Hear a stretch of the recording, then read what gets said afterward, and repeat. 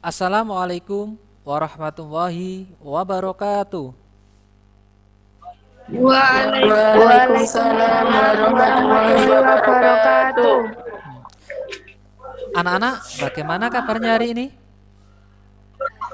Baik, Alhamdulillah baik, Alhamdulillah Pak. baik, Pak. Alhamdulillah. Semoga kalian semua selalu sehat ya anak-anak. Dan jangan lupa, di masa pandemi ini, anak-anak harus tetap mematuhi protokol kesehatan ya. Semisal memakai masker, menjaga jarak, dan selalu mencuci tangan ya anak-anak. Oke, Nah, Pak. Oh, sebelum pembelajaran ini dimulai, alangkah baiknya kita berdoa terlebih dahulu ya anak-anak, agar semuanya berjalan dengan lancar. Silakan ketua kelas memimpin doanya. Ayo Nanda. Teman-teman, marilah kita berdoa terlebih dahulu. Berdoa dimulai.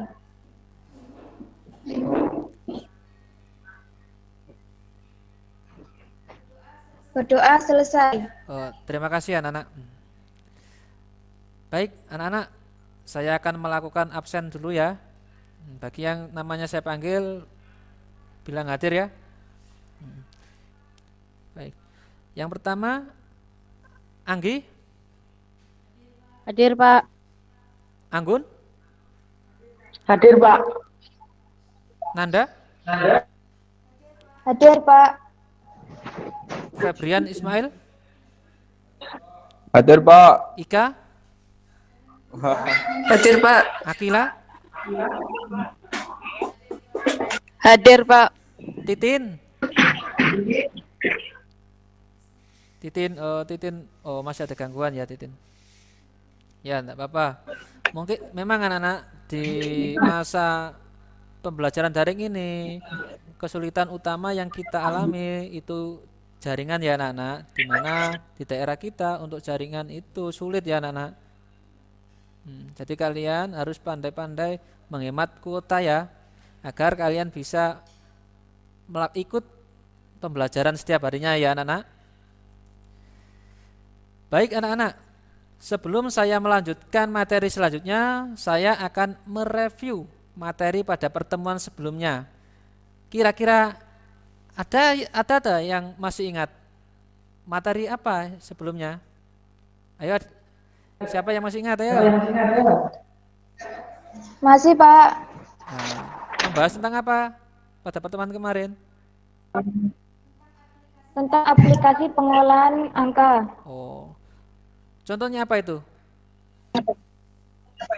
Microsoft Excel. Oh, Microsoft Excel. Kegunaan Microsoft Excel itu untuk apa, anak-anak? Untuk membuat grafik. Untuk membuat grafik. Terus, ada lagi enggak? Untuk membuat catatan keuangan. Untuk membuat catatan keuangan. Terus apa lagi? Untuk membuat rumus. Untuk membuat rumus ya. Itu saja. Berarti ingatan kalian itu masih tajam ya, anak-anak. Nah, sebagai generasi muda, ya itu yang penting. Jadi selalu diingat, jangan kok masuk kuping kanan, keluar kuping kiri ya, anak-anak. Ya, Pak. Baik anak-anak, kalau gitu saya akan melanjutkan materi pada pertemuan kali ini. Untuk materi kali ini yang kita bahas adalah tentang jenis dan fungsi fitur perangkat lunak presentasi. Untuk KD pada materi kali ini, yakni yang tentang menganalisis fitur yang tepat untuk pembuatan slide. Yang kedua, membuat slide untuk presentasi. Dari KD tersebut, tujuan yang harus dicapai anak-anak, yakni yang pertama, peserta didik dapat membandingkan jenis perangkat lunak untuk presentasi. Yang kedua, peserta dapat membandingkan fungsi perangkat lunak untuk presentasi. Yang ketiga, peserta didik dapat membandingkan keuntungan penggunaan perangkat lunak untuk presentasi. Dan yang terakhir, memilih salah satu perangkat lunak presentasi yang akan digunakan dalam pembuatan slide. Sebelum masuk ke materi, saya akan menanyakan kepada anak terlebih dahulu. Kira-kira Ada yang tahu enggak apa itu presentasi? Presentasi adalah berbicara di depan orang banyak. Oh, berbicara di depan orang banyak ya anak-anak. Oh, bagus. Nah, itu merupakan contohnya. Tadi di zaman sekarang itu presentasi itu sudah menggunakan teknologi ya anak-anak. Tidak seperti zaman dahulu cuma bicara saja, tetapi sekarang menggunakan aplikasi untuk melakukan presentasi. Untuk contohnya seperti yang akan kita bahas pada materi kali ini. Untuk lebih lanjut, Bapak akan menyampaikan atau menyajikan sebuah presentasi berkaitan dengan perangkat lunak yang dapat digunakan untuk melakukan presentasi. Bentar ya, Bapak tak share dulu ya.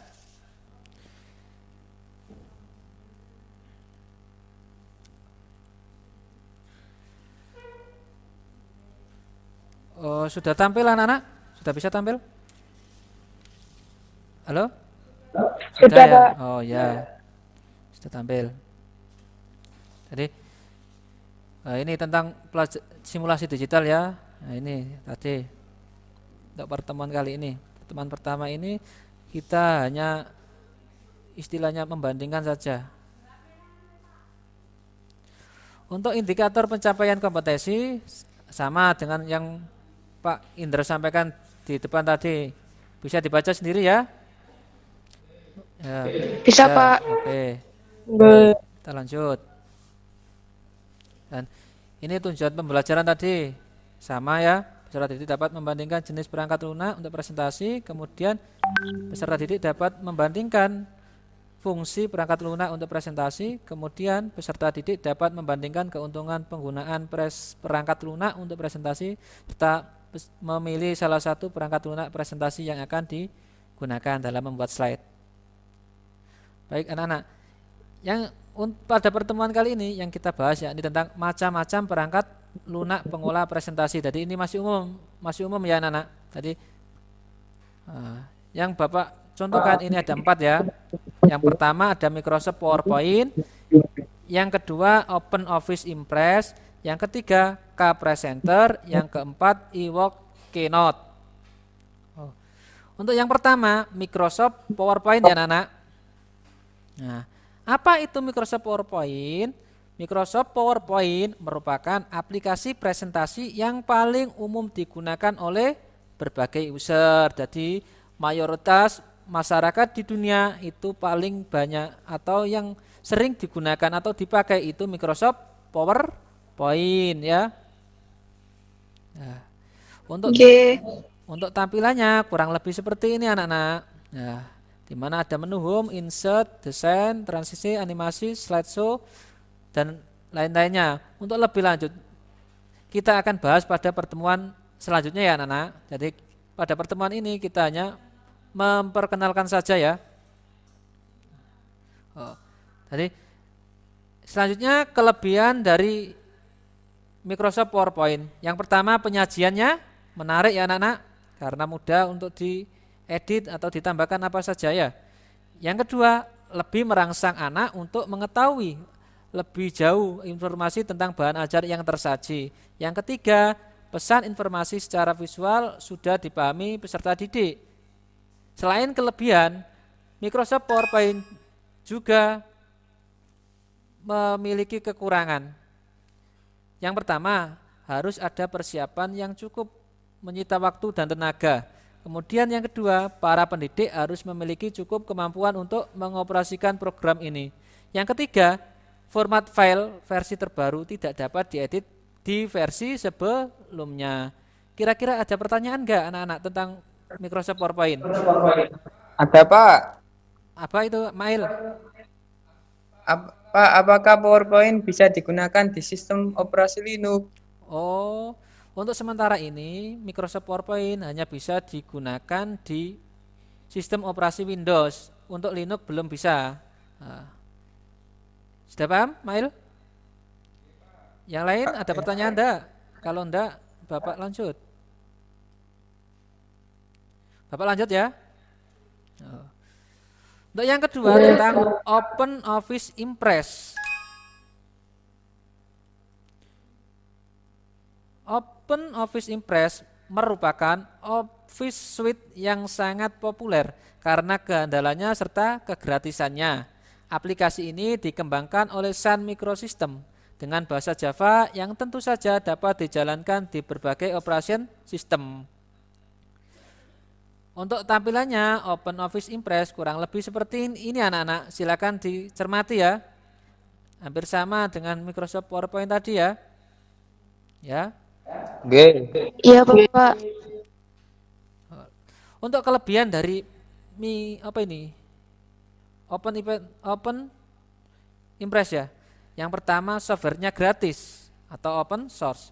Yang kedua, kompatibel dengan Microsoft Office. Yang ketiga, ekspor ke PDF dan format lain dengan mudah. Yang keempat, interface menarik dan mudah digunakan. Untuk kekurangannya, Open Office terkenal rakus dengan daya komputer yang membutuhkan spek yang lumayan tinggi anak-anak. Jadi yang kedua, Open Office mampu membuka file Office, tapi Office tidak bisa membuka file Open Office. Ada pertanyaan anak-anak? Ada, Pak. Ayo, apa? Pak, apa bedanya open source sama closed source? Pertanyaan yang bagus ya dari Nanda ya. Untuk Iya, open Pak. source itu gratis anak-anak. Jadi kita bisa membelinya dengan gratis atau menggunakannya dengan gratis. Kalau yang close itu berbayar anak-anak. Jadi kalau kita mau menggunakan kita harus membayar terlebih dahulu. Gimana? Sudah paham Nanda? Sudah, Pak. Oh, berarti kita lanjut ya. Lanjut. Yang ketiga tentang K-Presenter. Apa itu K-Presenter? K-Presenter ya, digunakan untuk membuat dan menyajikan presentasi slideshow dalam format HTML. Sehingga kita kalau formatnya sudah HTML kita mudah untuk mengupload ke dalam website anak-anak. Untuk tampilan K-Presenter kurang lebih seperti ini anak-anak. Bisa dilihat anak-anak gambarnya? Oke. Bisa, Pak. Oke. Untuk kelebihan dari K-Presenter, softwarenya gratis anak-anak atau open source. Kemudian yang kedua tersedia untuk berbagai operating system. Kemudian interface menarik dan mudah digunakan. Kompatibel dengan file Microsoft PowerPoint. Selanjutnya kekurangannya. Bagi yang terbiasa menggunakan Microsoft PowerPoint, beberapa shortcut dan toolbar yang ada di K-Presenter dapat dikatakan berbeda. Ada pertanyaan anak-anak? Apa sudah jelas? Sudah ya? Ada, Pak. Iya, Pak. Apa? Ayo. HTML itu apa, Pak? Oh, HTML. HTML itu kepanjangan dari Hypertext Markup Language anak-anak. Itu bahasa pemrograman anak-anak. Ya. Jadi itu bahasa pemrograman yang digunakan untuk membuat sebuah halaman web. Jelas? Jadi bahasa pemrograman itu. Oke, Pak. lanjut. Yang keempat, ini tentang Evoke Keynote. Evoke Keynote adalah program presentasi dari Apple. Ini memiliki segudang fitur yang memadai. Interface-nya memukau dan lebih sederhana dibandingkan Microsoft Office. Sangat cocok dengan iMac khas Apple. Ada yang punya laptop Apple? Enggak, Pak. Oh, nggak Tidak, ada. Pak. Ya, karena harganya masih mahal ya. Oh. Iya, Pak. Untuk tampilannya kurang lebih seperti ini anak-anak ya. Bisa dilihat sendiri. Kemudian kelebihan dari Evoke Keynote, tampilan memukau dan mudah digunakan. Yang kedua, mensupport file Microsoft Office. Yang ketiga, efek dan transisi yang ditawarkan jauh lebih memukau dibandingkan dengan PowerPoint. Kekurangannya anak-anak, format yang dihasilkan tidak populer di masyarakat dan hanya bisa dibaca oleh Evoke. Jadi ini untuk laptop Apple ini masih jarang kita temui atau kita jumpai ya anak-anak karena harganya yang masih mahal. Selanjutnya anak-anak yang akan kita bahas yang tentang fungsi aplikasi presentasi. Yang pertama sebagai penyunting naskah dan menghiasnya. Yang kedua, sebuah cara untuk memasukkan dan memanipulasi gambar grafis. Jadi kita bisa membuat atau menambah gambar apapun ke dalam media presentasi anak-anak. Yang ketiga, menyajikannya dengan cara sistem slideshow. Jadi tampilannya seperti ini yang Bapak presentasikan ini, seperti ini ya. Bisa dipahami? Nggih. Oke. Nggih, Pak. Bisa, Oke. Pak. Untuk selanjutnya yang kita bahas yakni tentang keuntungan penggunaan perangkat lunak presentasi. Apa itu keuntungannya, Pak? Yang pertama, penyajiannya akan tampak lebih hidup serta memotivasi audien karena audien tidak akan tertuju cuma pada pembicaranya saja tetapi bisa melihat tampilan di layar. Yang kedua, mendorong dan mendukung proses belajar mengajar dengan memfasilitasi presentasi materi. Jadi seperti ini, jadi proses belajar mengajar bisa berjalan melalui atau menggunakan perangkat lunak presentasi. Kalau Pak Indra ini menggunakan PowerPoint ya anak-anak. Yang ketiga, yakni template yang disediakan dirancang secara default untuk kriteria presentasi yang baik. Kira-kira sudah paham apa belum anak-anak? Sudah, Pak. Sudah ya. Sudah, Pak. Kalau sudah, presentasi Pak Indra saya cukupkan sampai di sini ya. Nanti Pak Indra akan membagikan link YouTube melalui grup ya. Nah, agar kalian nanti bisa mencari informasi atau mencari literasi materi melalui link tersebut ya anak-anak. Oke. Oke, siap ya. Oke. Baik anak-anak, ini motivasi dari Pak Indra. Jadi pendidikan adalah senjata paling mematikan di dunia karena dengan pendidikan Anda dapat mengubah dunia. Sampai sini jelas ya anak-anak? Nggih, Pak. Jelas, Pak. Pak Indra akhiri dulu ini presentasinya. Saya keluarkan dulu ya.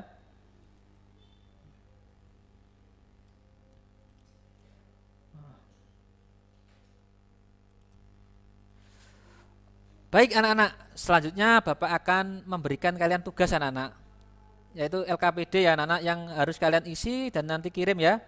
Untuk LKPD-nya bentuknya kayak kurang lebih seperti ini anak-anak. Mudah kok.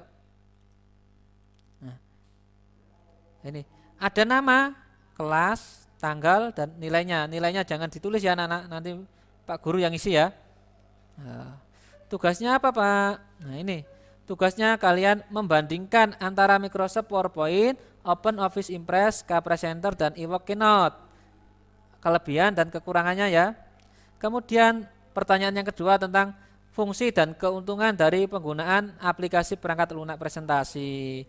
Kira-kira ini mudah ya anak-anak. Untuk nanti LKPD akan saya bagikan melalui Google Classroom, Google Form anak-anak. Bisa dipahami anak-anak?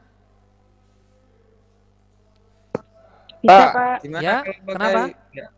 Pak, gimana kalau pakai WA saja, Pak? Oh, mau dikirim lewat WA? Ya, enggak apa-apa. Nggih. Yang penting bisa dikirim lewat WA. Jadi nanti kalian menyalin ya kalian tulis di buku kalian, kemudian difoto, kemudian dikirim melalui grup WA ya. Nggih, Pak. Oke, enggak apa-apa. Yang penting Iya, kalian Pak. yang penting intinya kalian itu tetap mengerjakan tugas itu ya, anak-anak. Ya, ini Iya, tentang, Pak. tentang LKPD-nya anak-anak. Oke. Oke. Selanjutnya anak-anak, karena kita daring biar tidak memboroskan kuota kalian.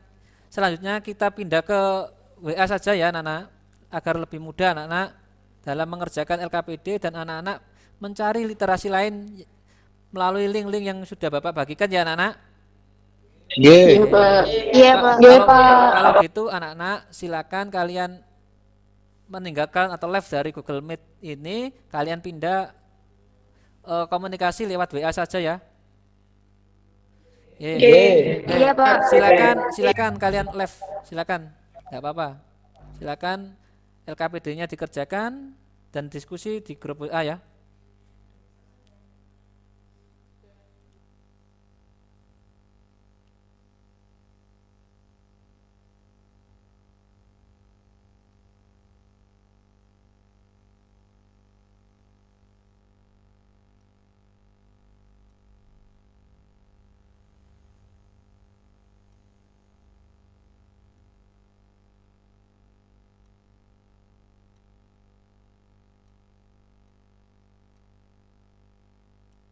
Iya, Pak.